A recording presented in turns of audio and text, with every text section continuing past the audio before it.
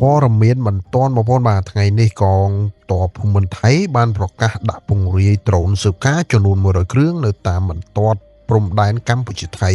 នៅរសៀលថ្ងៃច័ន្ទទី24ខែវិច្ឆិកាឆ្នាំ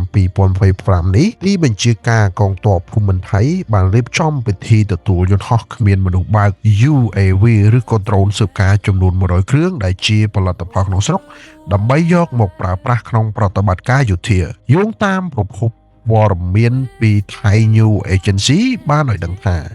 ការផ្ដល់ជូននេះស្ថិតនៅក្រោមមូលនិធិ Yam Fadin ដែលដឹកនាំដោយលោកផាន់តេភួរផុងផានពិធីប្រគល់នឹងទទួលនេះត្រូវបានធ្វើឡើងក្រោមបដិភាពលោកវីរយុទ្ធរ៉ាក់ស៊ីនការយុទ្ធភូមិទី2នៃកងទ័ពភូមិន្ទថៃ